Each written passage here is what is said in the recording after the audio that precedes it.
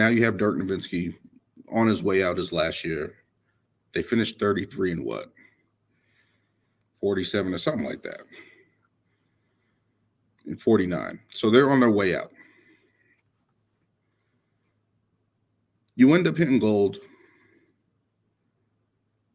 in the draft by drafting Luka Doncic. Of course, it was via trade with the Atlanta Hawks.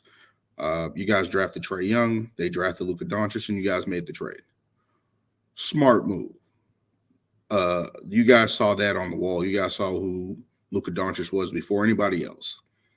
And that basically set up this new run here with Luka Doncic on your roster, pushing forward with this new team. Cool, I'm with that. Like, that's a smart move. Kudos to you guys. You guys are bringing Kristaps Porzingis, injury prone, whatever the case may be. The first year they go to the playoffs with the Clippers, and I thought they were going to beat the Clippers. Unfortunately, Kristaps Porzingis gets hurt. Luka gets hurt, I think, in the last game and stuff like that. And it's over. Cool, but seeing where they were, seeing how they were at that point in time, you thought the Dallas Mavericks were on the uprise, like, hey, there's something here brewing that could help this team go forward. Like, even despite the injuries, despite what happened, you have to feel good. You guys had Seth Curry, Max Kleber. So you had some guys on your team where it was like, okay, we can see where this is building and towards something. You have two guys at least that could propel the franchise forward. The next year, him and Kristaps Porzingis are not seeing eye to eye. Things are going in and out. Kristaps Porzingis is in and out. And they basically fall out of favor with each other.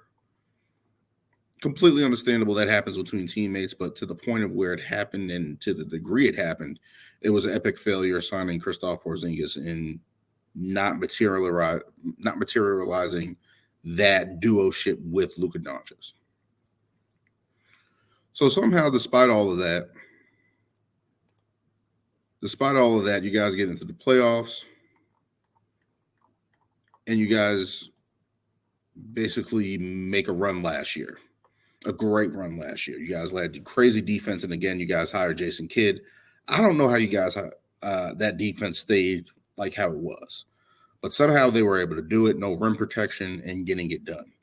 Made a crazy run through the playoffs, get to the Western Conference Finals, and yes, there were some injuries along the way, but you found out some dynamics of your team that could work.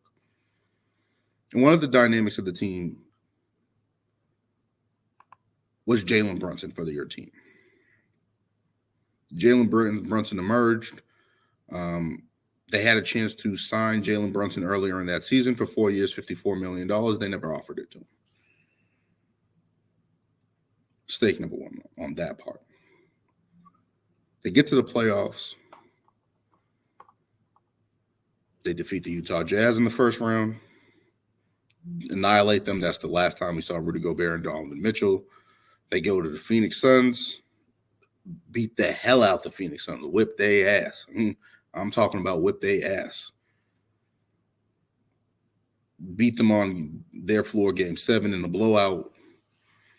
And Dallas is looking like they're high on everything. Of course, they go up against Golden State, and they have no chance against Golden State at that point in time. They just didn't have enough around Luka at that time, and whatever the case may be. So you head into the offseason. And all year when you guys didn't sign Jalen Brunson, New York personnel is showing up at y'all games basically tampering. Basically checking out him and other players allegedly. Whatever the case may be, he signs with Dallas. He signs with New York in the offseason. Cool, whatever. You messed up on that. That was a big mess up for Dallas because you had a guy that was in-house, played well next to Luka, didn't have an issue, and was balling in the playoffs for you guys. Balling, absolutely balling for you guys in the playoffs. In the playoffs, Jalen Brunson was averaging what? Let's see here. Let me just check right here. Was averaging 21 points, nearly 5 rebounds, nearly 4 assists for you guys, playing next to Luka Doncic, who is high ball dominant, high volume shooter. All these things Luka Doncic is that he still is now today. But Jalen Brunson was that missing piece for you guys in terms of playing defense, able to create his own shot, able to bring a certain type of toughness and liveliness to your team, along with Spencer Dinwiddie. I can't leave him out of this either. And that's a 3-guard tandem that just gives teams nightmares. And instead of building on that, you lose Jalen Brunson to free agency to the Knicks, where he now has the Knicks balling in what, 5th place, 4th place? I can't remember. But playing really well. Was in consideration of being an All-NBA team player, in my opinion, before a little injury there, here and there. But you lose Jalen Brunson. You go into the season, you're struggling. And you guys are 4 games over 500. I think they were 30-26 when they made this trade. But you trade Dorian Finney-Smith. You trade Spencer Dinwiddie for Kyrie Irving. And Kyrie Irving is a better scorer than those guys. He's a better scorer than Jalen Brunson. But you lose a little bit of playmaking there. I think you had a good 3-man tandem there when you had your 3-guard lineup with Luka, with Brunson, with Spencer Dinwiddie. When you had that lineup, there was creation, people able to get their own shot. You guys were able to create mismatches. You throw that all away and especially the defensive end with losing Jalen Brunson and losing Dorian Finney-Smith, probably one of your best defenders. Now you're bringing Kyrie Irving, who has his baggage or whatever the case may be. He's a savant with the basketball. He's able to score. But that was really your only play on this season, right? Was to have Luka Doncic and Kyrie Irving just score a lot, outscore teams, be entertaining, but able to win close games in those situations with those 2 guys who can score on anyone, who can create and finish. I understood the vision, what you guys were doing. But what you guys did was trade in the defense for the offense, and now your team is worse. Your team is worse. It's bad. It's bad. I think they're 7-15 since the trade. They're 4-10 with Kyrie Irving and Luka plays. They're under 500 since that trade. And they're falling fast. And that was a shot in the dark, because now with this potential play happening, you're now, in 11th place? You're out of the play-in right now. You don't have any defensive edge to you guys. You guys can't stop the ball. And teams are going to attack Luka Doncic and attack Kyrie Irving. They were never able to play defense. Not willing participants on that end. So to sit here and be like, hey, they're not playing defense, they're not holding up their end of the bargain. No, your team is pretty bad right now. And you traded the foundation. You failed to re-sign Jalen Brunson. You failed to put together anything around Luka Doncic. And, of course, this year they brought in Nico Harrison, who was in the Nike executive, I believe, at the time. And that's your next player, right? Like, you couldn't bring any free agents here. You missed out on Dwight Howard, Darren Williams, even though he came later. I think they even had Dwight Howard, I think, a little later too. But you're missing out on these guys. You're failing to build your team correctly because you want to get free agents and you want to get big-time names. You didn't think much of Jalen Brunson, and he outplayed whatever you guys offered him. He outplayed you guys and went to a better situation for him. And in turn, you ended up ruining your roster right now. And with the trade to Kyrie Irving, you gave up picks. You gave up 2 guys that were foundational players to your team. And now you may lose him for nothing in the offseason because he can walk as a free agent. Now, are there going to be many teams out there where that will sign him? A lot of people are saying no because of his baggage and his character, whatever the case may be. But what they're going to do is they're going to look at those numbers and say, 25, 5, and 5 so far? He's playing well for y'all. He ain't the problem. Maybe we can bring him in here and have something. I don't know if Kyrie Irving's going to get a max deal. I don't know about that. But there's going to be teams in play for Kyrie Irving, regardless of whatever the media thinks, whatever people are trying to paint a brush with Kyrie Irving, whatever the case may be. Teams will be interested in Kyrie Irving. So now you don't have draft picks. You don't have the foundational players that you had last year. You have Tim Hardaway and Luka Doncic on contract, and you have a couple other guys on contract. But you have no assets to get better other than cap space. Now let's look at free agents this year, because that's the next thing. Russell Westbrook is a free agent. Kyrie Irving is a free agent. Kevin Love is a free agent. D'Angelo Russell is a free agent. Nikola Vucevic is a free agent. Jeremy Grant is a free agent. Karis LeVert, Harrison Barnes, Will Barton. So those big name free agents that you were positioning yourself for is basically Kyrie Irving, maybe a Fred VanVleet, guys like that nature, guys like that. That's not going to move the needle for you. And maybe Fred VanVleet could be that ideal guy coming in there, being a Jalen Brunson type of guy that plays tough, able to score, able to play defense and fight on that side of the ball. Maybe that's your angle. But too many times you sit there and you shot yourself in the foot as an executive, as an owner, and I don't see it. Like you brought in Nico Harrison. He's a Nike guy. He's going to have connections with those guys through Nike. Okay, that's your play on that. But you failed on those aspects of your team. You haven't been able to bring big free agents there. I think the biggest free agent that you have brought there is Chandler Parsons. In your whole franchise history, that's your best free agent signing. I can't think of another person. No state income tax in play on that. All the stuff that Dallas has tried to play. They even make the locker room, the visitors' locker room, awesome. So other players get interested in wanting to play this. All this mind tricks and stuff that they're trying to play rather than just running a good organization. You don't have Rick Carlisle now. Jason Kidd's, most people are rumbling about Jason Kidd, and it's like, it's not his fault. Like, he had the defense working last year. He had everything working last year. Jalen Brunson was very big to what they did.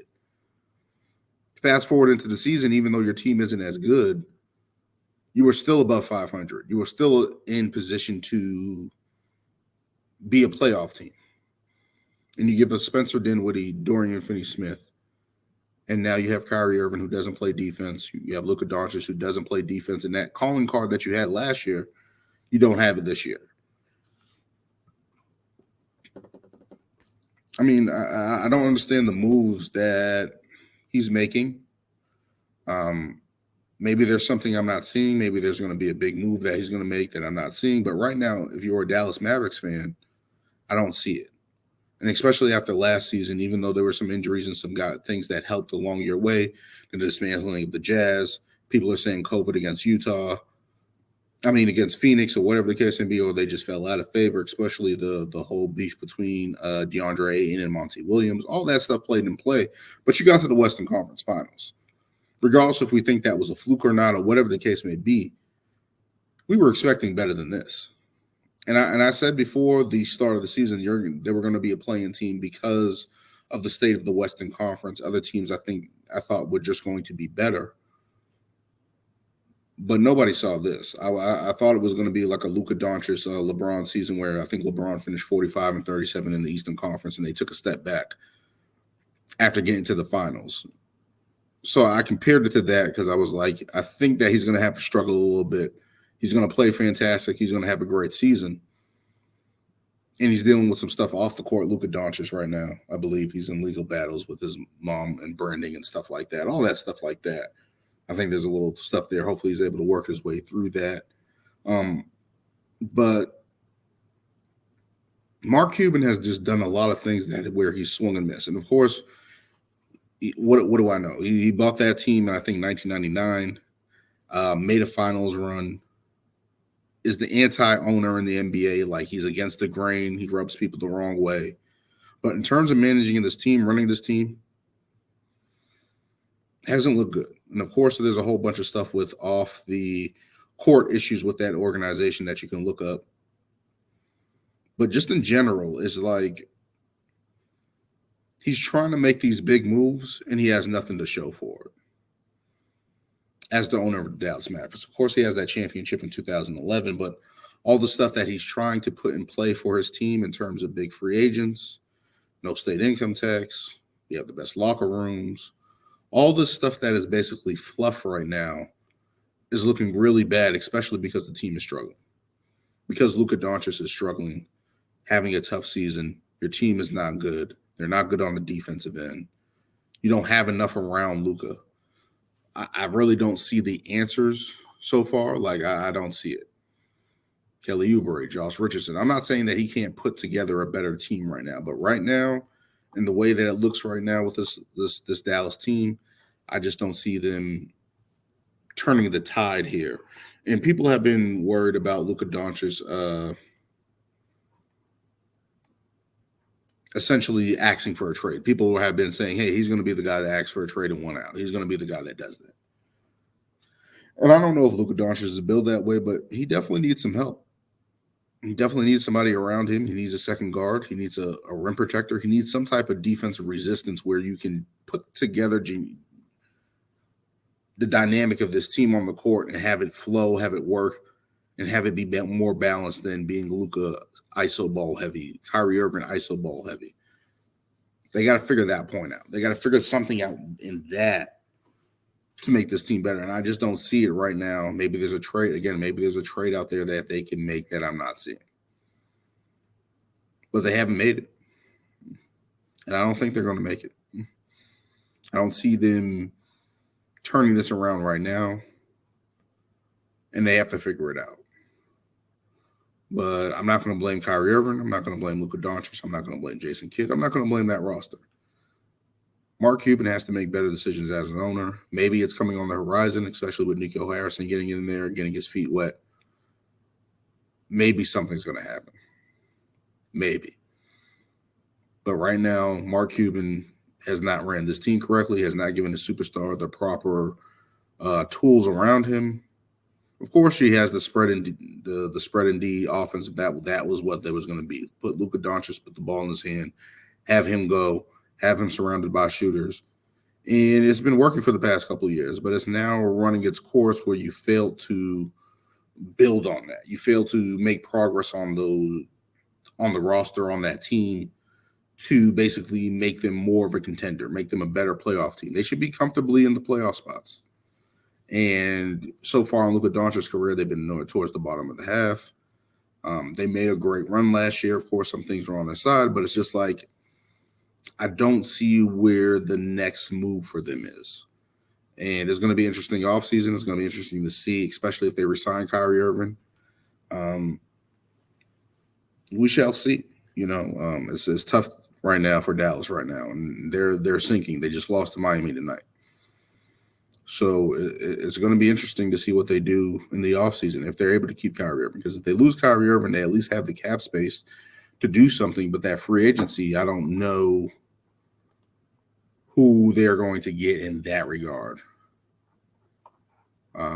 It's going to be interesting, as I said. I don't see it for them right now. I'm trying to look up Fred VanVleet's contract, so give me a second.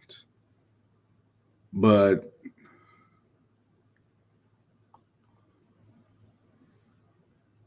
yeah, I just don't see it for them. I just don't see it for